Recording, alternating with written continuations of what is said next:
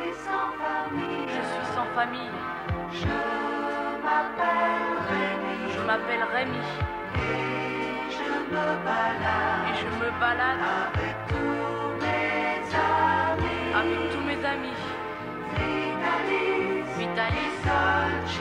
et Dolce. Joli cœur. Joli cœur. Zerbino. Zerbino. Cathy et Rémi. Cathy et Rémi. Faire l'un Dans les grandes villes ou les petits villages, devant nous défilent de jolis paysages. Ma famille à moi, c'est celle que j'ai choisie, car on a besoin d'affection dans la vie. Venez avec nous dans nos aventures, plus on est de fous et moins la vie est dure. Je suis sans famille et je m'appelle Rémi, et je me balade dans la vie. Je suis sans famille et je m'appelle Rémi.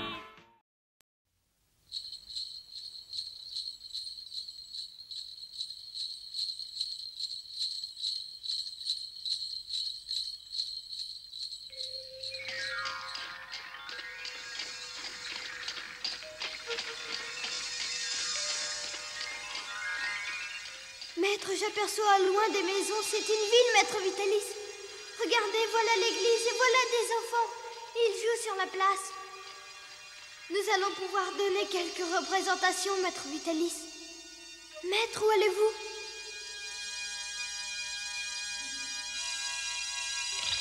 Maître, maître, où allez-vous? Revenez, où allez-vous? Maître Vitalis! Maître Vitalis!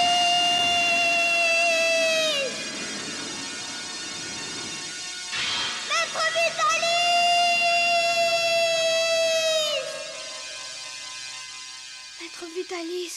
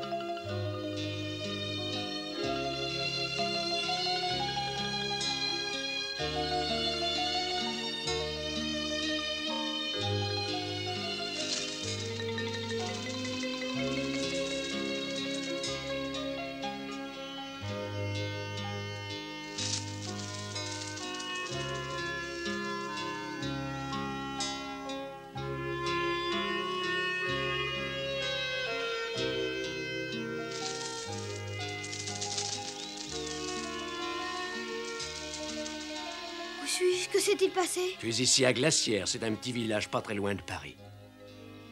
Oh! Mais comment suis-je arrivé dans ce lit? Oh!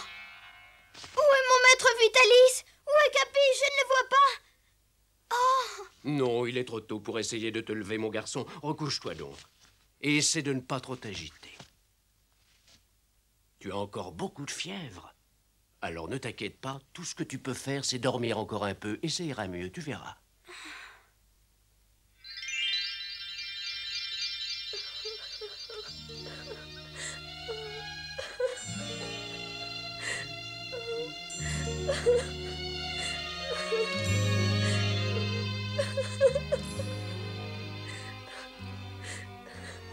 Qu'est-ce qu'il y a? Pourquoi est-ce que tu pleures comme ça, voyons? Lise! Lise! Oh non, ne pleure pas, Lise, je t'en supplie. Mais qu'est-ce qu'il y a, Lise? Qu'est-ce qu'il y a? Dis-moi pourquoi tu pleures comme ça. Elle a beaucoup de chagrin. C'est pour toi qu'elle pleure. Elle a de la peine pour toi. Mais expliquez-moi, qu'y a-t-il? Dites-moi. De toute façon, il faudra bien que quelqu'un lui dise la vérité un jour ou l'autre. Le vieux monsieur avec qui tu voyageais était déjà mort quand je t'ai retrouvé. Je m'appelle Pierre Aquin. Je cultive des fleurs ici à Glacière.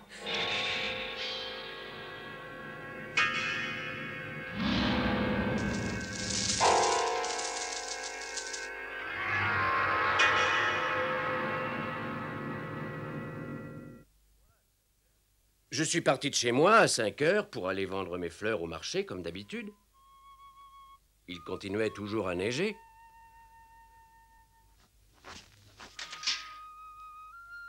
Les roues de ma carriole s'enfonçaient dans la neige et j'avais du mal à avancer. J'avais à peine tiré la carriole sur une dizaine de mètres quand j'ai entendu Étiennette, ma fille aînée, qui me criait quelque chose.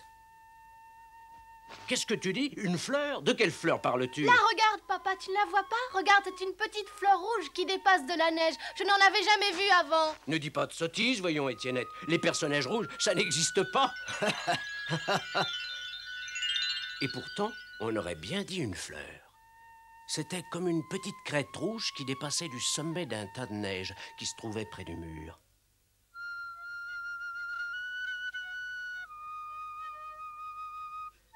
Mais ce n'était pas une fleur. C'était la plume du chapeau d'un vieil homme qui s'était trouvé enseveli sous la neige.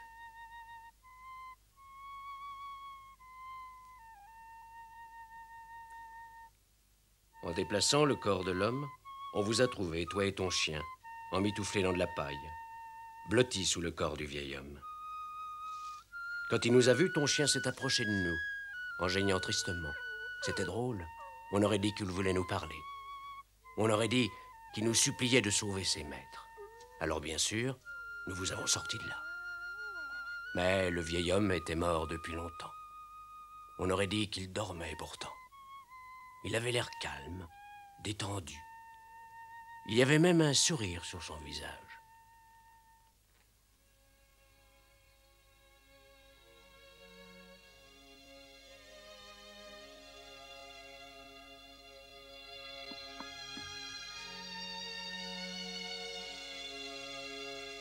Tu sais, il est dans la pièce à côté si tu veux aller le voir.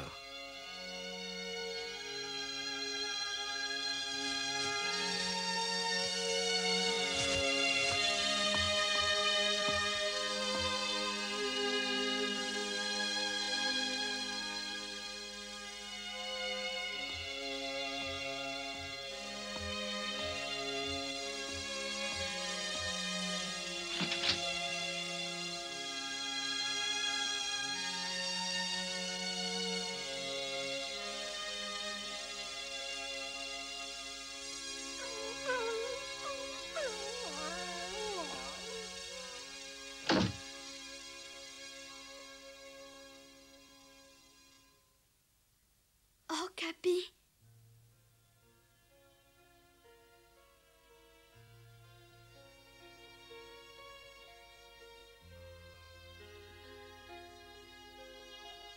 Maître Vitalis, réveillez-vous, j'ai faim et Capi aussi.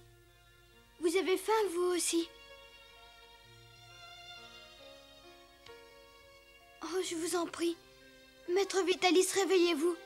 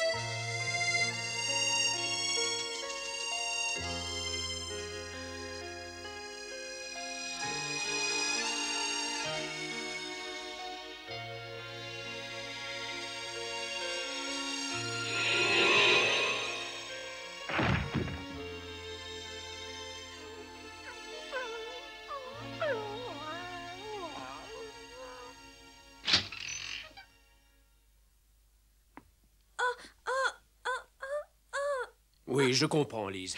Alexis, viens. Oui.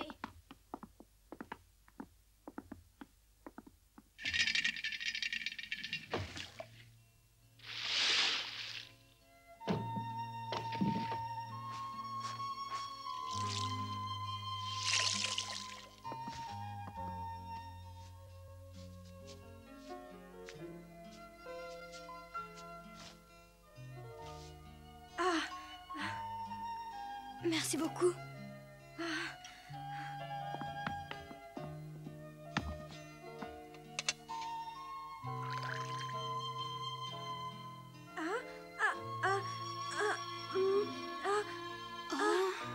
Tu vois, Lise est en train de te dire que le lait chaud est excellent pour toi et que tu devrais le boire vite.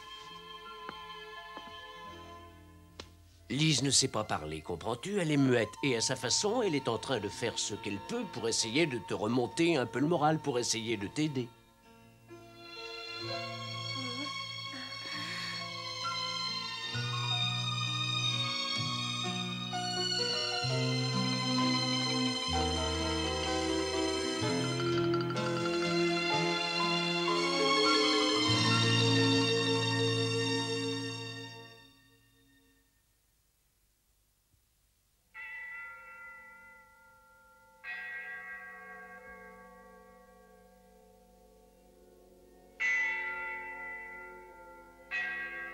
Vitalis fut enterré le lendemain. Il n'y a jamais beaucoup de monde à l'enterrement d'un inconnu, trouvé mort sur une route. Le petit cortège triste se composait de Rémi, de la famille Aquin et du prêtre. Maintenant, faites-lui vos derniers adieux, mes amis. À toi, mon petit Rémi. Mais Rémi était paralysé par la douleur. Il eut peur de fondre en larmes s'il ouvrait la bouche pour dire adieu à Vitalis une dernière fois.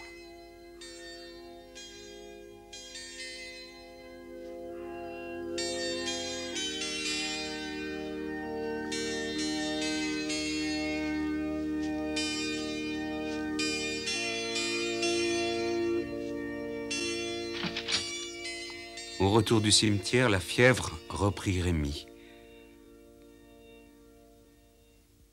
La famille Aquin, qui avait sauvé Rémi et s'était occupée de lui si gentiment, se composait de 5 personnes. Pierre Aquin, le père, qui était l'un des meilleurs horticulteurs de la région, Étiennette, sa fille aînée, qui assumait le rôle de la mère depuis que celle-ci était morte. Étiennette avait 2 frères, Alexis, qui avait 4 ans de plus que Rémi, et Benjamin, un vrai petit diable. Dis donc, Benjamin, vas-tu nous aider ou non? Non, je veux pas. Tu vas voir si je t'attrape. Attrape-moi d'abord. Tu vas voir si je t'attrape. Puis Lise, qui était la plus jeune de tous.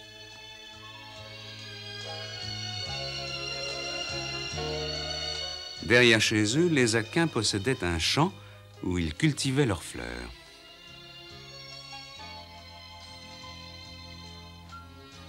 Au milieu de ce champ se trouvaient 2 cerfs.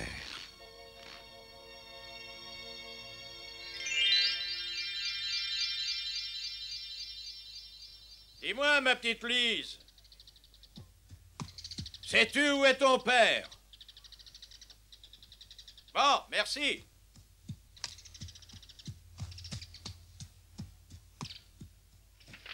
Entrez. Entrez, je vous prie, monsieur. Il fait tellement froid en ce moment. Ouf, on est mieux ici. Hélas, ce genre de cas est fréquent en hiver. Un inconnu meurt et on ne peut l'identifier. Rémi. Rémi. Oh, le commissaire de police est ici. Il voudrait te voir. Nous faisons le maximum pour essayer d'identifier les corps, mais dans la plupart des cas, nous ne disposons pas du moindre élément de départ. Heureusement que celui-ci avait quelques bagages. La première chose que j'ai faite, ça a été, bien sûr, d'en examiner le contenu. Ne reste pas là, Rémi. Il fait trop froid. Viens par ici. Assieds-toi auprès du feu.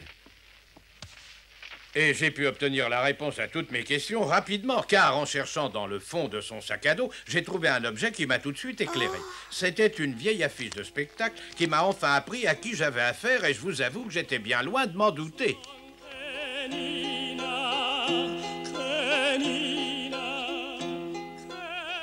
Mon Dieu, mais c'est Maître Vitalis? Mais c'est Carlo Balzani. Je ne me souviens pas très bien de son visage, mais on dirait bien que c'est lui. Si, vous avez raison. C'est bien le fameux Carlo Balzani, l'un des plus prestigieux chanteurs d'opéra d'il y a une quarantaine d'années. Maître Vitalis était donc ce Carlo Balzani, un chanteur d'opéra. Avant de devenir commissaire, dans ma jeunesse, je rêvais d'être chanteur à l'opéra. J'étais un admirateur fervent de Balzani. Voici un de mes trésors. C'est une affiche de Carlo Balzani quand il chantait à l'Opéra de Paris. Bien qu'il fût italien, toute l'Europe admirait sa voix et il avait autant de succès à Vienne qu'à Paris ou à Londres. Il était un si grand artiste que même les rois ne pouvaient pas lui faire faire ce qu'il ne voulait pas faire.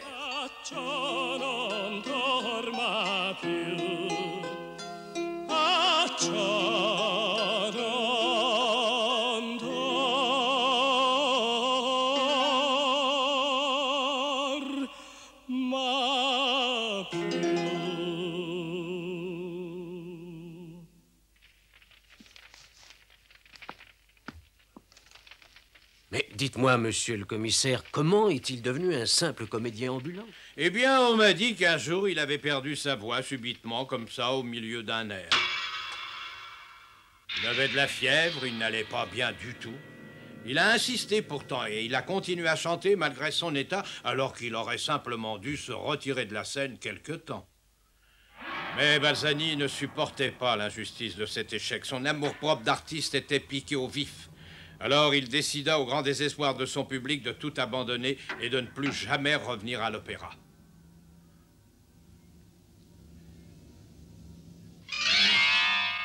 Personne ne savait ce qu'il était devenu. Certains le croyaient mort. Mais non, il menait la vie simple et anonyme d'un comédien ambulant, chanteur, musicien et montreur de chiens. Et il vient de mourir de froid à côté de Paris. Alors c'est toi, le petit Rémi. Oui. Quel genre d'homme était donc Carlo Balzani? Enfin, je veux dire celui que toi, tu n'as jamais connu que sous le nom du signor Vitalis. C'était un homme bon et fier et très juste. Il m'a appris tout ce que je sais. C'était un vrai père pour moi et je l'aimais de tout mon cœur.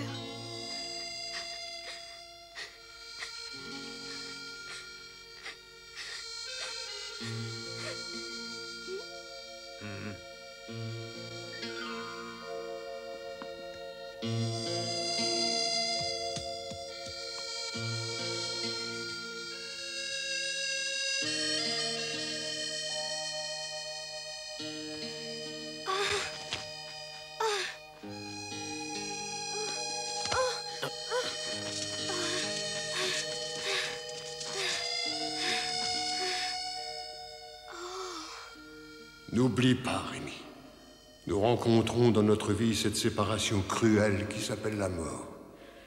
Mais le devoir de ceux qui restent envers ceux qui ont disparu est de supporter cette séparation avec force et courage. Il faut garder la tête haute, toujours, et aller de l'avant. La voix de Vitalis revient à la mémoire de Rémi, nette et forte, comme s'il était toujours vivant. Carlo Balzani? Le mystère qui entourait jusqu'alors le passé de Vitalis venait de se dissiper subitement. Son sens de l'honneur, sa dignité, son impitoyable exigence vis-à-vis de lui-même étaient restés gravés dans la mémoire des gens qui avaient connu son histoire.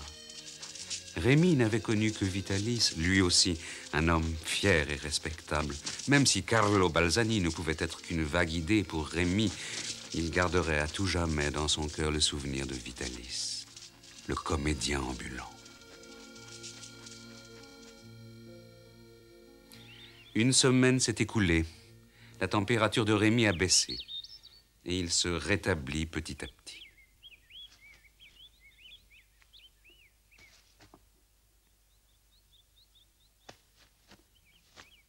Je t'ai retouché une veste d'Alexis, mais elle a l'air d'être encore trop grande. Non, elle est très bien, je crois.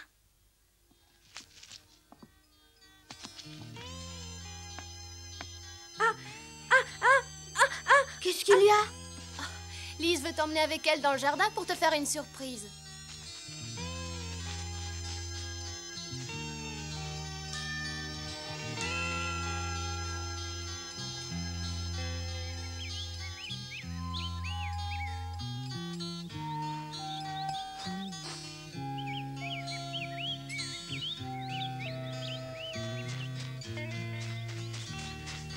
Ah, Rémi, sois le bienvenu à la réunion de notre conseil de famille. Un conseil de famille? Oui, la famille au complet se réunit toujours autour de cette table pour y prendre des décisions importantes sur lesquelles chacun expose son point de vue. Tiens, assieds-toi donc, mon garçon. Oui. Maintenant, si tu veux, Alexis, annonce donc à Rémi ce que le conseil de famille a décidé aujourd'hui, veux-tu? Oui. Nous sommes tombés d'accord les uns avec les autres pour décider à l'unanimité d'accueillir au sein de notre famille, à condition qu'il le veuille bien, notre ami Rémi et son chien Capi. Et je tiens à remercier celle qui nous a proposé cette idée, c'est-à-dire Lise. Mais elle n'était pas toute seule. Moi-même, j'ai personnellement beaucoup aidé à son idée. Ce n'est pas juste moi alors, je n'ai pas insisté pour que Rémi reste avec nous. Un instant, on dirait à vous entendre que je n'y étais pour rien.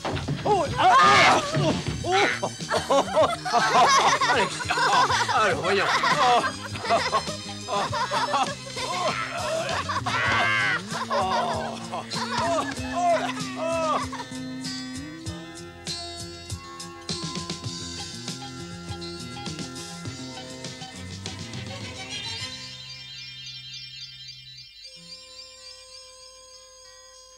Malgré la neige au dehors, c'était déjà le printemps dans les serres de Monsieur Aquin. Et dans le cœur de Rémi naissait un grand espoir de bonheur.